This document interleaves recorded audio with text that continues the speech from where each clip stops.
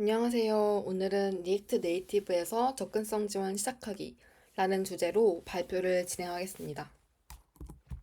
먼저 목차부터 소개할게요. 첫 번째로 접근성 지원을 시작한 나의 이유이고요. 두 번째로 리액트 네이티브에서 그래서 어떤 것들 좀 지원할 수 있는지 네 가지를 살펴보려고 하고요. 어, 네 가지 중에서 보이스 오버, 그러니까 한 가지만 지원하더라도 고려할 점들이 여러 가지 있기 때문에 좀 그런 것들 살펴보려고 합니다. 그리고 현장에서는 마지막에 그 보이스 서버와 관련된 간단한 실습이 예정되어 있습니다. 그럼 첫 번째인데요. 접근성 지원을 시작한 나의 이유. 좀 그 삶의 어젠다랑 맞닿아있는 부분이 있는 것 같아요. 문화 다양성을 지향하고 소수를 배제하지 않는 그런 이제 사회가 되길 바라는 꿈이 있고요. 개발자가 접근성을 고려해서 작업하지 않으면 뭐 내가 쓰고 있는 제품이 실은 그 누군가에게는 장벽이 될 수 있는 거죠. 접근성의 서비스 관련해서 그 공공 부문이 아닌 그 사업 부문에서는 사실 그 지침 정도만 있는 것 같고, 법과 제도가 마련되어 있지 않은 이상 만드는 사람들에게 책임이 주어져 있는 상황이에요. 이런 것들이 이제 법과 제도가 제정이 되고 실행이 되려면 사람들의 마음과 정신이 필요한데, 이런 것들은 좀 오래 걸리는 일인 것 같기도 하고, 그리고 사실 그 강제화 시킨다는 것도 뭐 현실 가능한지는 모르겠어요. 하지만 이제 개발자는 마음과 정신만 있으면 당장 실행할 수 있더라. 내가 할 수 있는 그 비교적 그 빠른 일이라고 생각을 했습니다. 아래쪽에 있는 그 이미지는 그 해외 공항 가면 볼 수 있는 표지판이에요. 우리가 쓰는 언어가 다르고 그 글자가 달라도 저런 그 그림들을 보고 그 보도적인 기능을 통해서 목적지까지 갈 수 있는 거죠.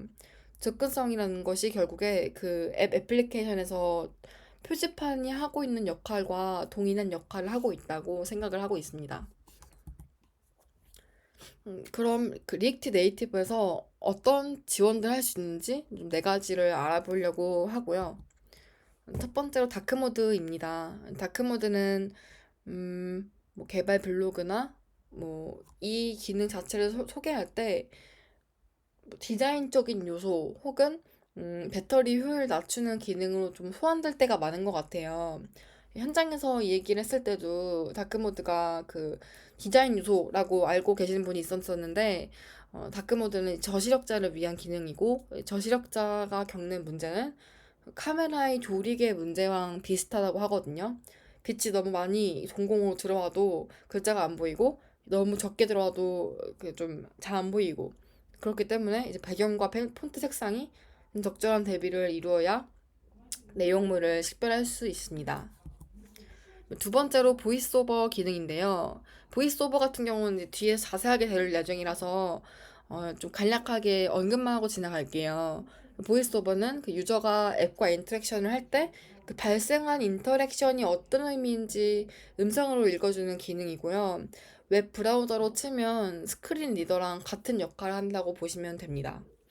OS에서 그 보이스오버를 부르는 이름이 다른데 iOS에서는 보이스오버, 안드로이드에서는 톡백이라고 부르고 있습니다. 세 번째로 랜드스케이프 모드인데요. 이 가로 모드는 뭐 OTT 사용하는 분들이 한 번쯤 사용해 보셨을 테니까 다들 아시는 기능일 것 같고요. 이것도 이제 활성화를 시켜줘야 가로 모드가 가능한 거고, 뭐 간혹 가로 모드가 그 잘 돌아갔을 때 그대로 세로 모드 형태에 남아있는 그런 화면들을 좀 본 적이 있을 것 같아요. 네, 기기 회전을 지원해야 한다라는 것은 그 2018년에 그 WCAG 2.1에 추가되어 있는 가이드라인에 좀 포함이 되어 있고요. 제가 경험적으로 특히 그 갤럭시 탭이나 아이패드 사용한 유저들이 기기 회전 뭐 가로 모드 지원해주세요라고 그 얘기를 했던 경험들이 좀 그런 경우가 많았던 것 같아요. 네. 그 리액트 네이티브에서 이 가로 모드를 활성화하려면 뭐 기본적으로 지원하는 건 아니고 iOS와 안드로이드 설정 파일에서 이 옵션을 활성화해줘야 되는데, 활성화 자체는 어렵지 않은데 그 이후가 문제다. 그 이후에 뭐 조금 해줘야 되는 것도 있을 수 있습니다. 뭐 실제로 그 UI들이 좀 깨지거나 원하는 레이아웃이 안 나오는 경우도 이렇게 허다하고요. 뭐 그래서 좀 도움을 받는 건데 그 리액트 네이티브 커뮤니티 훅스 API를 사용하면 뭐 현재 기기가 이제 가로 모드 상태인지 아닌지 그 여부를 반환받을 수 있습니다. 뭐 이런 것들을 통해서 또 그 가로 모드일 때 UI나 레이아웃이 그 분기 처리를 구현을 하는 거죠. 네 번째로 폰트 스케일링, 글자 크기 조절인데요. 네, 이것도 이제 기기 자체에서 설정할 수 있는 그 기능이죠. 네, 디자이너가 개발자가 함께 고려해야 되는 건데, 이제 시안에서부터 폰트 크기의 가변성을 조금 고려한다는 게, 폰트가 뭐 작았을 때의 정렬, 뭐 클 때의 정렬, 이런 것도 좀 다를 수 있고, 네, 고려해서 레이아웃을 만들어야 하는 경우가 꽤 많습니다. 꽤 많고, 저는 근데 이 기능이 그 연령대가 높은 사용자들이 좀 있으면 꼭 있어야 되는 기능이라고 생각을 해요. 일상적으로 좀 자주 쓰는 앱들 중에도 은근히 이 폰트 스케일링 대응이 안 되는 것들이 은근히 있더라고요. 네, 왼쪽에서 이제 그 아래 화면 보시면 왼쪽 설정에서 텍스트 크기를 조절해서 어, 그 디바이스의 길자 크기를 바꿀 수 있고 최대로 높인 상태에서 유닉 앱을 봤을 때 오른쪽 화면처럼 보이는데 이 오른쪽에 있는 화면도 실은 그 폰트 스케일링을 다 고려해서 적용이 된 결과물입니다. 기본적으로 되는 건 없다. 그렇다면 그 레이아웃상에서 폰트 크기가 반드시 모두 가변적이어야 할까? 그 커진다고 했을 때 다 같이 커져야 될까? 뭐 이런 질문들을 할 수 있는데요. 뭐 그런 문제가 있을 수 있습니다. 뭐 아래 두 화면 왼쪽은 유닉 앱인데 오른쪽은 그 팟캐스트 앱이에요. 두 화면 모두 공통적으로 하단을 보면 그 하단에 바텀 탭이 있고 뭐 유닉 같은 경우는 뭐 홈, 콘텐츠, 커뮤니티, 마이 뭐 이런 탭이 있고 뭐 오른쪽에는 뭐 지금 듣기, 둘러보기, 보관함, 검색 이런 탭이 있죠. 이 상태에서 만약에 폰트 스케일링이 같이 커진다고 했을 때 바텀 탭 높이 자체가 좀 커질 수 있어요. 높이가 커지면은 뭐 글자는 두 줄이 될 수도 있고 뭐 높이는 훨씬 커질 수가 있는데 그랬을 때 그 유저 경험의 이슈는 스크롤 할 때 바텀 탭의 영역이 스크롤 영역이 포함되지 않으니까 음, 움직여야 되는 손가락의 그 위치가 조금 멀어질 수 있다. 그래서 뭐 화면 맥락을 좀 종합적으로 고려해서 사용자 경험을 만들어야겠죠. 방금은 폰트 스케일링 얘기만 했지만 보이스 오버도 실은 그 고려해줘야 되는 면들이 쏙쏙들이 있고요. 한번 말해보겠습니다. 네. 보이스 오버가 네, 뭐 어떤 기능인지 앞전에 설명드렸죠. 뭐 유저가 앱과 인터랙션 할 때 음성으로 읽어주는 기능이다. 네, 기기 폰트 스케일링처럼 뭐 기기 자체에서 설정을 해서 활성화할 수 있는 기능이고요. 활성화한 이후에는 이제 보이스 오버가 그 음성을 읽어주니까 인터랙션 방식이 좀 달라지는데 스크롤을 할 때는 원래 제어 방식이 한 손가락이죠. 근데 한 손가락에서 세 손가락으로 전환이 되고요. 그 프레스는 이제 어, 버튼 요소를 한번 터치했을 때 원래 실행이 되지만 보이스 오버를 활성화한 이후에는 첫 번째 터치에서는 포커스가 되고 그 두 번째 터치에서는 그때 이제 프레스가 동작이 되는데요. 그 포커스 단계가 추가가 된 거죠. 포커스 단계가 있어야 그 유저가 라벨을 듣고 그 라벨을 아, 포커스에서 이제 보이스 오버가 라벨을 읽어주고 유저가 그 라벨을 듣고 의도한 동작을 수행할 수 있는 거죠. 뭐 구매, 나가기 뭐 이런 버튼들이 만약에 그 라벨을 안 읽어주고 눌렀을 때 이게 뭔지 모르는데 그럼 문제가 있을 수 있겠죠? 아래 보이는 그 새 화면에서 첫 번째 화면 보시면은 1분 뉴스에 그 보도 처리가 되어 있잖아요. 이 보도 처리가 되어 있고 오른쪽 화면은 1분 뉴스에 보도 처리가 없는데 요 그 보도가 그 OS 자체에서 지원하고 있는 그 포커스 된 상태를 알려주는 기능인 거예요, 시각적으로. 음, 결국에 그 보이스 오버가 읽게 만드는 거. 그러니까 기본적으로 읽어주는 건 아니고, 이게 물론 그런 것도 있지만, 안 읽어주는 게 훨씬 많기 때문에 개발자가 보이스 오버가 읽을 수 있게 만들어야 됩니다. 그러니까 리더블하게 만들려면 기본적으로 이제 액세서블 해야 되는데, 컴포넌트가 액세서블 해야 되는데, 텍스트, 코어 컴포넌트 중에서 여러 개 있잖아요. 뭐, 뷰, 텍스트, 프레서블, 뭐, 이미지 여러 개가 있는데, 뭐, 텍스트는 기본적으로 접근이 가능하고, 뷰는, 컴포넌트는 그 불가능한데요. 뭐, 텍스트만 눌러서 읽게 만들 수 있지만, 그 감싸고 있는 UI를 눌러서 텍스트를 읽게 만들 수도 있거든요. 근데 그렇게 하고 싶다면 이제 포커스 구역 이동을 하는 건데 좀 개발이 좀 들어가줘야 되겠죠. 예. 만약에 뭐 이런 케이스가 있을 수 있죠. 그러니까 뭐 프레스able 파렌트가 텍스트만 있으면은 읽어주는데 텍스트뿐만이 아니라 뭐 아이콘, 뭐 이미지, 뭐 다른 컴포넌트, 뭐 복잡한 UI를 포함하는 경우에는 라벨을 읽어주지 않기 때문에 따로 액세서블 라벨을 좀 명시를 해줘야 합니다. 개발하다 보면 뭐 텍스트나 프레스만 있는 건 아니고 뭐 콤보 박스처럼 그 UI 상태가 변하는 것들도 가끔 개발을 하죠. 뭐 그럴 때는 이제 롤과 스테이트라는 프롭스를 지정을 해주는데 롤의 경우 그 리액트 네이티브에서 지원하는 그 롤의 값의 개수가 한 3, 40개 되는 것 같고요. 스테이트는 뭐 아래 보시는 것처럼 뭐 디세이블드, 뭐 셀렉트, 체크드, 비지, 익스펜디드 이렇게 5가지를 지원하고 있습니다. 그랬을 때의 장점은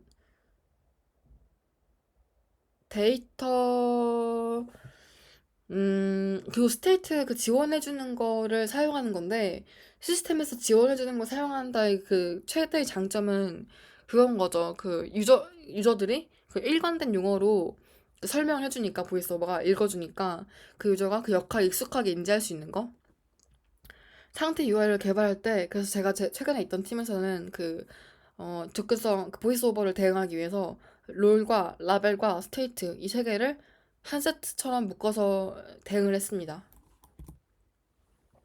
뭐 이런 케이스가 있을 수 있죠. 그러니까 만약에 그 프레스업 영역이 시각적으로 좀 작아요. 작은데 간혹가다 그 엄지손가락이 좀 큰 분들은 잘못 누를 수 있단 말이에요. 근데 그런 걸 좀 방지하고자 이 슬럽을 넣어서 좀 그 프레스업 영역 자체를 넓혀주는 건데 여기 아래쪽 이미지 보시면 그 버튼이 있고 버튼을 감싸고 있는 히트 렉이 있죠. 이제 히트 렉에 넘버를 주면 그 프레스 온이 들어가는 영역이 넓어지는 거고 그러니까 만약에 버튼이 40, 40이고 히트 슬럽에 그 4를 줬어요. 4를 준다면 버튼의 가로 세로는 원래 40, 40이지만 히트 슬럽 때문에 그 상하 좌우가 4씩 늘어나면서 48, 48이 됩니다. 결국 그 보이스 서버를 잘 지원을 해주려면 각각의 서비스에 맞는 특성에 맞게 대응을 해야 되는 것 같아요. 뭐 콘텐츠 서비스를 예시로 들면은 뭐 왼쪽에 있는 화면이 콘텐츠 뷰어 화면이고 오른쪽에 있는 화면이 뭐 홈피드 화면이에요. 뭐 뉴스 카드를 누를 수 있는 근데 왼쪽의 화면 그 콘텐츠 뷰어 화면에서 뭐 이런 경우가 있을 수 있어요. 뭐 텍스트에 이모지가 중간중간에 들어갈 수 있는데 뭐 그런 이모지를 그 보이스 오버가 그 직접 다 그 읽어주기 때문에 그 지정되어 있는 거 예약어를 읽어주기 때문에 음 만약에 그 보이스 오버 그 이모지가 약간 뜬금없는 곳에 있으면 그 읽기 경험을 조금 해칠 수 있어요. 근데 그런 것도 좀 확인을 해줘야 되는 것 같고요. 뭐 뺄지 말지 혹은 뭐 적절하게 한 위치는 어디일지 이런 고민이 좀 필요한 것 같고 뭐 오른쪽에 있는 캡처 화면은 그 프레스able 이미지 카드 그러니까 뉴스 카드인데 뉴스 카드 영역에 이 뉴스 카드 하나가 프레스업을이고 그 프레스업을 안에 뭐 이미지, 제목, 요약글, 뭐 경제라고 써 있는 카테고리, 날짜 다섯 가지 정보가 있는데요. 그 프레스업을 터치했을 때 그 포커스가 되면은 보이스 오버가 읽어준다고 했잖아요. 그때 읽어줄 때 5가지 정보를 모두 과연 읽어줘야 될까? 뭐 그런 고민들이 있을 수 있어요. 있을 수 있고, 뭐 모든 서비스 다 관통하는 하나의 그 정답은 없겠지만, 결국에 그 유저가 이 행위를 하고 싶을 때, 이 행위를 하려고 할 때, 행위를 이해할 수 있는 최소의 정보? 그건 과연 뭘까? 그러니까 어떤 정보들을 알 때 이 버튼을 역할을 이해할 수 있을까? 그걸 기준으로 조금 판단을 했던 것 같습니다. 그래서 서비스 특성을 이해한 보이스오버 적용이 필요하다. 뭐 이런 얘기를 드리고 싶었고요. 뭐 제가 준비한 그 내용은 사실 여기까지이고, Q&A를 좀 미리 준비를 해왔어요. 네, 몇 가지 있는데, 음, 접근성 대응할 때 좋은 레퍼런스가 됐던 앱들, 뭐 iOS 기본 앱들이 뭐 제일 그 기본적으로 잘 되어 있고, 제일 잘 되어 있고, 카카오톡은 카카오톡만의 그 보이스 오버 대응 방식을 볼 수 있어서 재밌었어요. 뭐 예를 들어서 뭐 디세이블드 된 것들도 뭐 비활성 활성 이렇게 직접적인 얘기보다는 뭐 흐림 글자 뭐 글자 뭐 이렇게 라벨 설명해 주는 것도 있었고 등 카카오톡만의 지원 방식을 볼 수 있어서 뭐 좋은 레퍼런스가 됐고 뭐 뉴욕타임즈와 CNN은 그 폰트 스케일링 대응을 하면서 좀 참고를 했던 것 같아요. 접근성을 앞으로 이제 대응을 한다고 했을 때의 과제는 그 리액트 네이티브의 상위 한계를 어떻게 처리할 건지, 뭐 예를 들어서 뭐 프레스테이블이 네스티드 된 구조에서 뭐 안드로이드 보이스 오버가 안 되는 케이스가 있는데, 뭐 이런 것들은 또 어떻게 좀 구현을 이렇게 우회해야 뭐 읽어줄 수 있는지, 이런 거 고민이 좀 필요한 것 같고요. 그리고 뭐 일관된 라벨링 체계, 뭐 어디서는 뭐 비활성라고 하고 어디서는 뭐 움직이지 않음 뭐 이렇게 얘기해주면 안 되겠죠? 일관성이 약간 떨어지겠죠?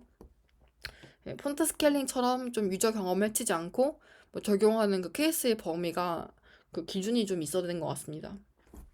뭐 이런 기준들은 점점 기능이 많아지면 많아질수록 같이 동반할 수 있는 고민들인 거죠. 네, 그러면 제가 준비한 내용들은 여기까지이고요. 예, 접근성 개발 관련해서 읽어볼 만한 글을 좀 붙여놨어요. 네, 이런 것들을 좀 읽어보고 이해하는 데 도움이 되었으면 좋겠습니다. 그럼 감사합니다.